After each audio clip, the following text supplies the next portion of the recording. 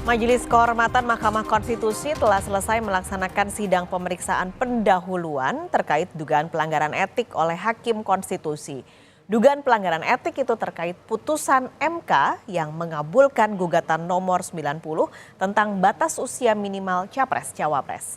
Majelis Kehormatan MK telah memeriksa 4 pelapor dan 3 hakim konstitusi, yaitu Ketua MK Anwar Usman, Arief Hidayat, dan Eni Nurbaningsih. Ketiganya menghadiri persidangan secara bergantian hingga Selasa malam. Ketua MK mengungkapkan pihaknya menemukan banyak permasalahan melalui proses persidangan etik ini.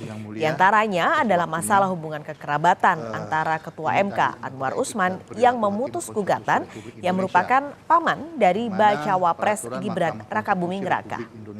Masalah kekerabatan antara Ketua MK Anwar Usman dengan Bacawa Pres Gibran Rakabuming Raka yang merupakan keponakannya itu memang jadi konflik kepentingan yang menyeret Hakim Konstitusi pada permasalahan etik.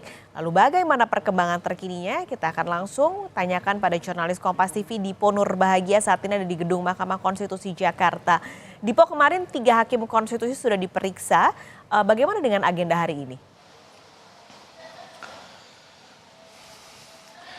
Ya, tentunya Majelis Kehormatan Mahkamah Konstitusi Pasca Lisa juga saudara kembali melanjutkan sidang terkait dengan adanya dugaan pelanggaran kode etik yang dilakukan oleh Hakim Konstitusi. Tadi sudah dimulai sekitar pukul 9 pagi waktu Indonesia Barat dan berakhir pada pukul 10.15 waktu Indonesia Barat. Dilakukan secara terbuka dan ada 3 pelapor yang kemudian dihadirkan di dalam persidangan, yakni atas nama Pergerakan Advokat Nusantara ataupun Perkat Nusantara. Kemudian yang kedua adalah Komite Independen Pemantau Pemilu atau KIP, dan juga ada advokat atas nama Tumpak Nainggolan. Secara garis besar sebenarnya tidak jauh berbeda dengan apa yang kemudian disampaikan oleh 4 pelapor lainnya pada hari kemarin. Yang disoroti oleh 3 pelapor pada hari ini adalah bagaimana kemudian MK ataupun Mahkamah Konstitusi seharusnya tetap menjaga independensi dan juga sifat imparsial dalam memutus perkara yang kemudian dihadapi oleh Mahkamah Konstitusi. Lebih rinci lagi tentu yang disoroti adalah bagaimana kemudian hubungan antara terlapor dalam hal ini adalah Ketua MK Anwar Usman ini dengan Presiden Jokowi dan juga dengan Bacawa Pres Gibran Rakabuming Raka. Kalau tadi kami mengutip salah satu hal yang kemudian disampaikan oleh pelapor dalam hal ini adalah Petrus Celestinus sebagai koordinator Perkat Nusantara. Ia menyoroti bahwa adanya hubungan kekeluargaan antara Ketua MK dengan Presiden Jokowi dan juga salah satu Bacawa Pres ini tidak hanya berbahaya dalam proses tahapan pemilu khususnya pada saat tahapan pendaftaran. Tapi yang lebih jauh lagi adalah bagaimana kemudian nanti ditakutkan adanya hubungan kekeluargaan ini juga mempengaruhi sengketa pemilu, dalam arti adalah mempengaruhi hasil dari pemilihan presiden yang akan berlangsung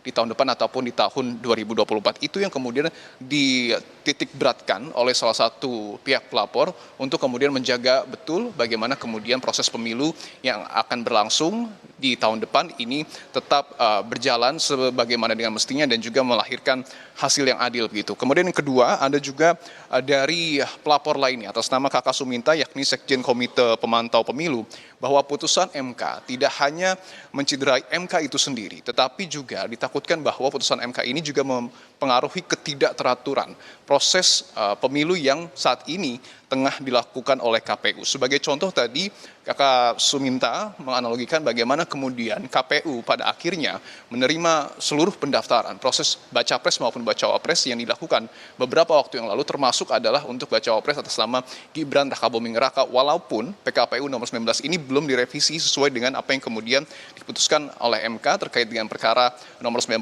yang sampai dan saat ini juga melahirkan polemik di tengah masyarakat. Hal-hal ini yang kemudian ditakutkan oleh pihak pelapor dapat mempengaruhi MK, dapat melahirkan ketidakpercayaan publik terhadap MK. Dan kalau kita mengutip salah satu pelapor juga bahkan sudah menotis ataupun sudah menyebutkan ada juga wacana pemakzulan yang kemudian sudah dilayangkan oleh DPR kepada Presiden Joko Widodo. Ini adalah hal-hal yang kemudian harus diantisipasi, bagaimana kemudian tidak hanya dari segi kelembagaan tetapi masyarakat juga ditakutkan akan melahirkan gerakan-gerakan untuk kemudian memprotes begitu ya apa yang kemudian saat ini sedang dialami oleh Mahkamah Konstitusi. Ujungnya para pelapor ataupun 3 pelapor ini secara kompak meminta kepada Majelis Kehormatan Mahkamah Konstitusi untuk memberhentikan Ketua MK Anwar Usman ini secara tidak hormat gitu ya. Artinya ini adalah hal yang kemudian tidak jauh berbeda disampaikan oleh 4 pelapor lainnya sebelumnya, dan nanti pada pukul 13.30 waktu Indonesia Barat akan ada pelapor lainnya juga yang akan diperiksa oleh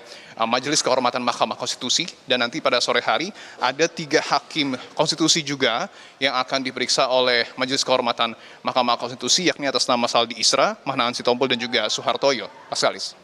Dipo, di saat yang sama ini untuk usulan perubahan nama bakal capres dan cawapres kan ada tenggat waktunya yaitu 8 November. Nah, bagaimana perkembangan rencana putusan sidang pelanggaran etik yang dikatakan akan rampung sebelum batas waktu itu?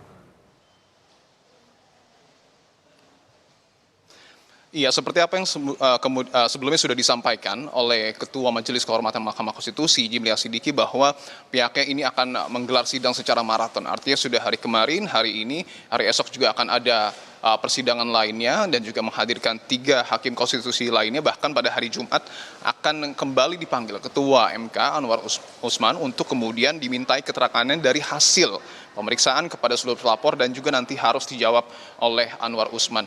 Kalau kita berbicara terkait dengan tanggal 7 November 2023 ataupun tanggal yang kemudian disebut oleh Jimli Asidiki ini akan menjadi tanggal pengumuman putusan dari dugaan pelanggaran kode etik yang kemudian dilakukan oleh hakim konstitusi, nampaknya ia masih berkomitmen seperti itu. Tadi pun beberapa saat yang lalu kami sudah mewawancarai, masih sesuai dengan tanggal pada tanggal 7 November 2023. Ada beberapa pertimbangan yang kemudian disampaikan juga sebelumnya bahwa kenapa pada akhirnya keputusan Majelis Kehormatan Mahkamah Konstitusi ini dipercepat, tentu untuk menyerap aspirasi publik, untuk kemudian mengembalikan kepercayaan publik kepada Mahkamah Konstitusi, sehingga tanggal 7 ini dipilih karena tanggal 8 ya KPU ini sudah menutup perubahan nama baca pres maupun baca pres yang kemudian diusulkan oleh masing-masing koalisi. Walaupun tadi sempat juga ada pandangan berbeda dari pihak pelapor terkait dengan pengumuman hasil sidang yang dilakukan oleh Majelis Kehormatan Mahkamah Konstitusi ini, karena menilai percepatan ini juga mengandung unsur ataupun dapat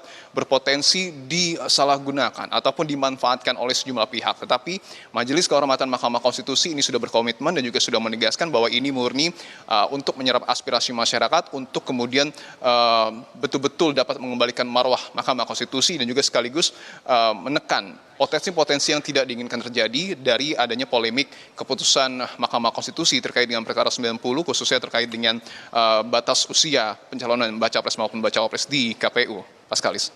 Jurnalis Kompas TV Dipo Nurbahagia, terima kasih atas laporan Anda langsung dari Gedung MK Jakarta.